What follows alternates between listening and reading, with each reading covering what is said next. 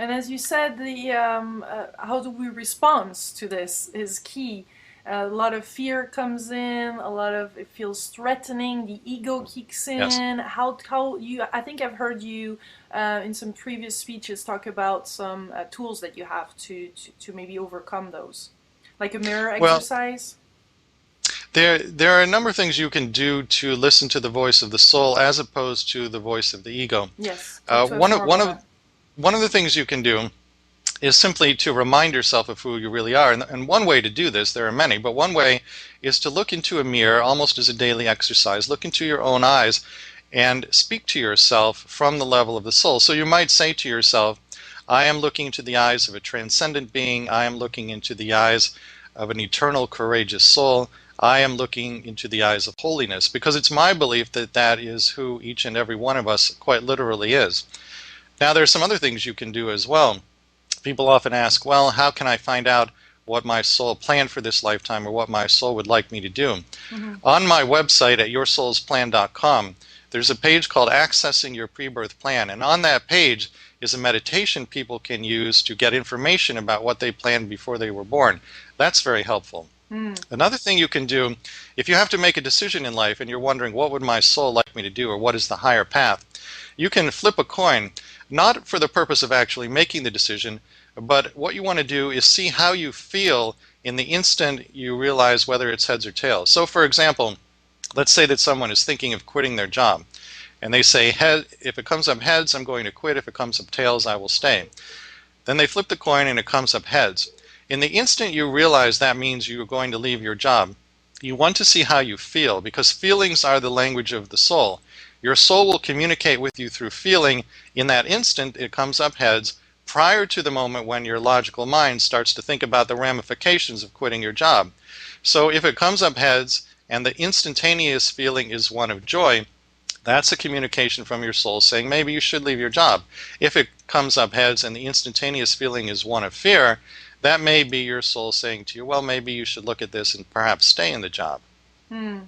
Yeah, because the thing is that it's great to have, not all psychics, I guess, are equal, and not all Right. of us will go to psychic. So it would be great to have techniques to discover that, as you just shared with us, on how we can do that without them, because not everybody can afford or want to deal with psychic, but I think we all have in each of us that ability. Well, another technique people can use without having to go to a psychic, before you go to sleep at night, speak out loud to your soul and pose a question that you would like an answer to. Also ask to be given a dream that will answer the question, and then also ask to be awakened so that you can actually remember the dream. Then keep either pen and paper or perhaps even a tape recorder next to the bed so that when you are awakened, and you will be, that you can write down or record what the dream tells you. This is a technique I've used myself on a number of occasions, and it's amazing the sort of information you can get when you try this technique. Mm. It's quite impressive how our soul chooses our body as well. Like, why this particular body? You had a particular background previously. Have you ever analyzed that? Like, why did that came in the picture? My understanding is that we are actually given a choice of several different bodies we can have. And this depends, of course, on who we select as our parents. But basically, the choice of the body and all the incarnational circumstances, the time period, the geographic location, the choice of parents and siblings, all of these things are chosen prior to birth so that we can maximize our learning while we're here. One of the stories in Your Soul's Plan that I find interesting is the gentleman who planned AIDS before he was born. His name is John Elmore. John, it turns out, had a number of previous incarnations in which people said shaming words to him, and he internalized the shame, he internalized the judgments, and allowed others to define him to himself. This accounts partly for his choice of AIDS in this lifetime, because when he had his life review after those lives, he saw that he had believed what others said about him, and he said to himself basically, I would like to have the same challenge, that is, people saying shaming words to me, but this time I want to get it right and rise above it. I want to define myself to myself. So he chooses AIDS because he knows it's the most shame-based illness in the world today, and this will give him the challenge he wants. But to tie this in with your question about bodies and incarnational circumstances, John chooses to be born in the Deep South in the United States in the mid-1950s in a very small town where as he's growing up, as he watches television, he sees German shepherds and fire hoses used against African Americans who are trying to vote. And what he is witnessing there is an entire race of people being publicly shamed. This is a deliberate choice on the part of his soul to orient him to his primary task in life, which is the healing of internalized shame. Now, John has no conscious understanding of this, but it doesn't matter. By seeing those images on TV as he grows up, it orients him to his primary task in his life. So for people watching today who wonder, well, why am I here? What did my soul plan for me to learn? If you examine the circumstances of your incarnation very, very closely, you'll find a lot of clues there that will orient you to your major purpose here. And those clues can be the type of parents we have, or if we don't have parents, if we lost them at a young age. I mean, how... It's everything you incarnate with, the specific time of your incarnation, the year, the geographical location, the type of body you have, whether you're male or female, the race that you incarnate into, the current events that are happening in your country around you as you incarnate, all of those things. And some people talk about soulmates, and we have some soulmates, like love soulmates, but do we also have soulmates, or how would you call them, people that we knew were going to be there to help us during our work? My understanding of a soulmate is another soul, most likely in our soul group, with whom we've had many, many incarnations and played many different roles. So these would include being mother and daughter, father and son, husband and wife, best of friends, mortal enemies, murderer, and the one who is murdered. It's usually somebody we have quite a bit of karmic balancing to do with. So the soulmate can incarnate as a romantic partner, but frequently there are soulmates who are not romantic partners. And the way you can recognize a soulmate, number one, there is just a sense of knowing the person even when you first come into contact with them. And number two, you very often push each other's buttons. So if you are in a romantic relationship with a soulmate, you will find that your issues and the other person's issues are very much prominent in that relationship, not for the purpose of punishing you in any way. It's for the purpose of stimulating your spiritual growth. Now, there's also something called a twin flame. Yeah. My understanding of a twin flame is a soulmate with whom there is no karma. So if you find your twin flame, that tends to be a romantic relationship that is quite blissful and joyful because the karma has already been balanced previously. Very interesting. And would you say that we're some particular soul that just came on the planet to face what's happening right now, or is there in each, or do you have a view about this? I know the question is quite deep, but is there been some different waves of souls arriving at a certain time in life history? Like right now we're going through a major crisis that is just the beginning of it. You know, some of us are in the forefront, like you are, to help others understanding that there is a bigger plan. Are we all the particular souls that are meeting right now and chose to go through this, I guess? Well, let me say a couple things about this. First, it's my understanding, and this is the information that has come directly from Spirit, that there were 3 times as many souls who wanted to be in body right now as available bodies. So if you were watching this interview today, you had to make a 1 in 3 cut to be here.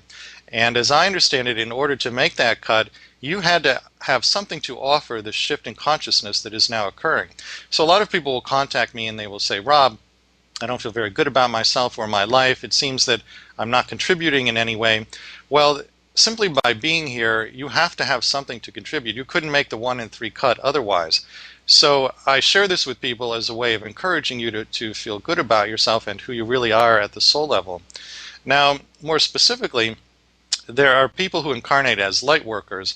The plan of a light worker is to help raise consciousness. Frequently, although not always, a light worker will plan prior to birth to undergo great trauma or challenge so that they can rise above it and pave an energetic pathway for others who face the same challenge to also rise above it.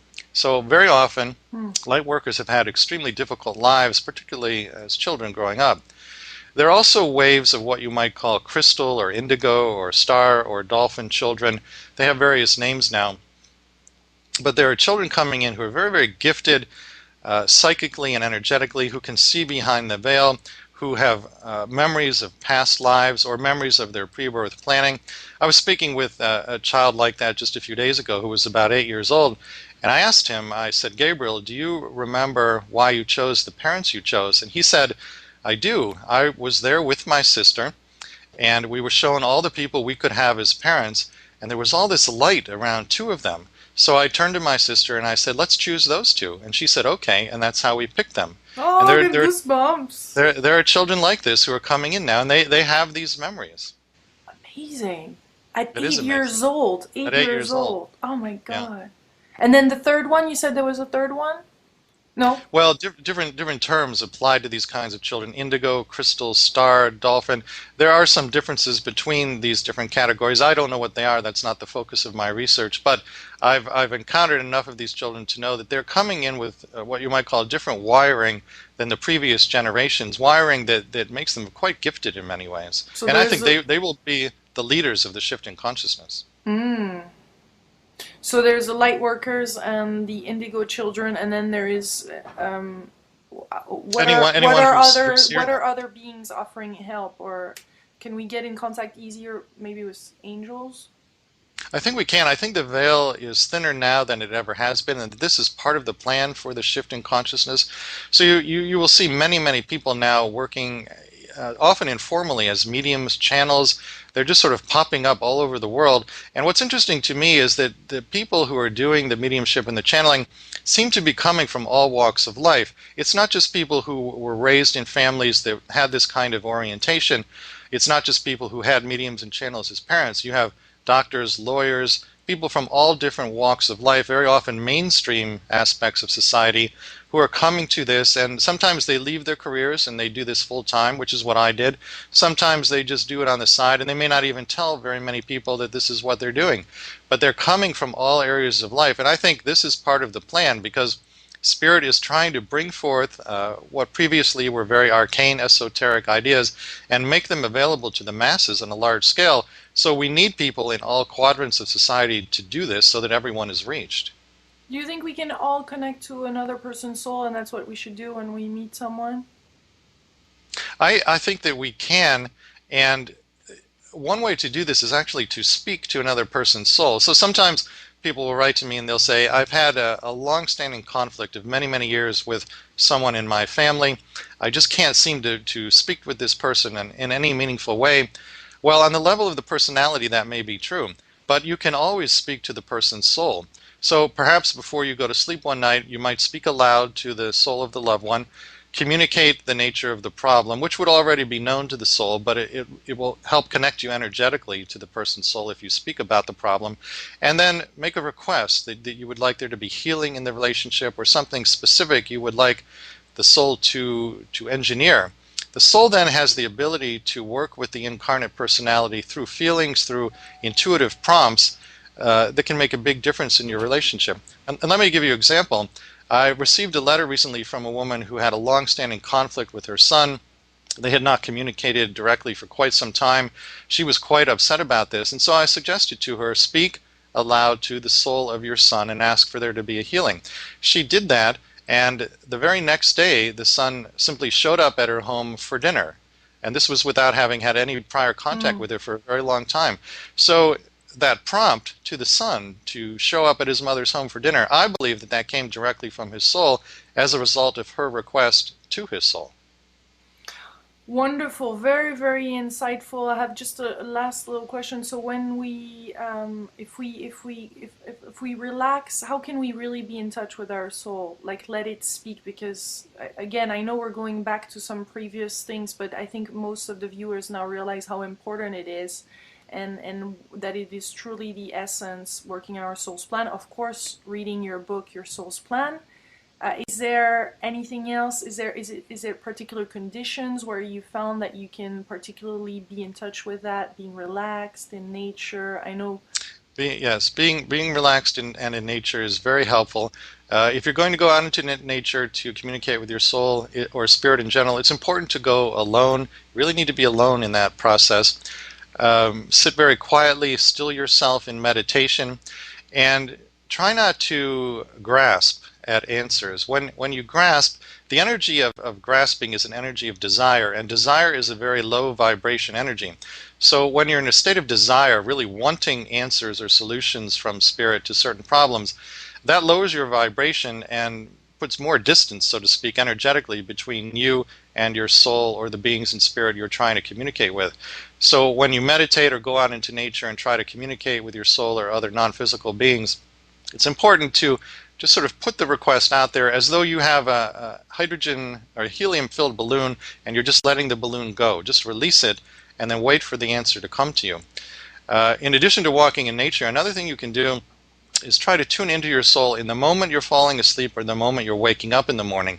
That's a transitional area where you can be in greater intuitive contact with your soul and pose a question and just see what sort of intuitive impulses come to you, again, before the logical mind really kicks in and starts flooding you with thoughts that can in some cases act as a barrier between you and your intuition. It's such a delight speaking with you.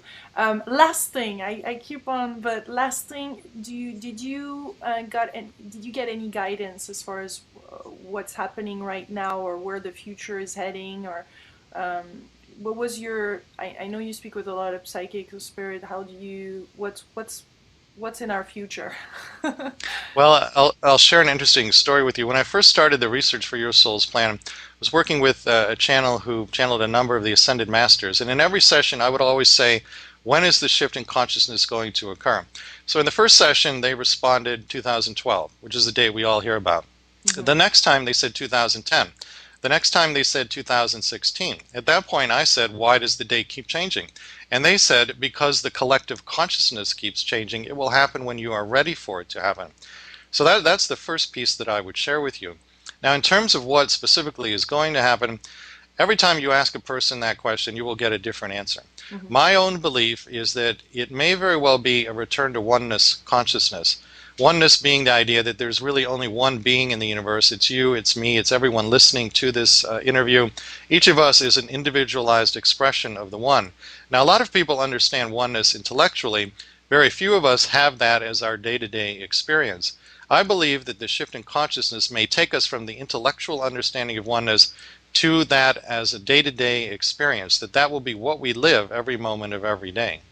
Well, on this oneness, I thank you very much for sharing all this information with us. Thank you for having me here. And having the capacity or the letting go to welcome that information and then, again, sharing it with us. Thank you very much. And for you guys that want to read more, of course, you can go to yourplanssoul.com and also read yoursoulsplans.com and read Rob's book. Thank you.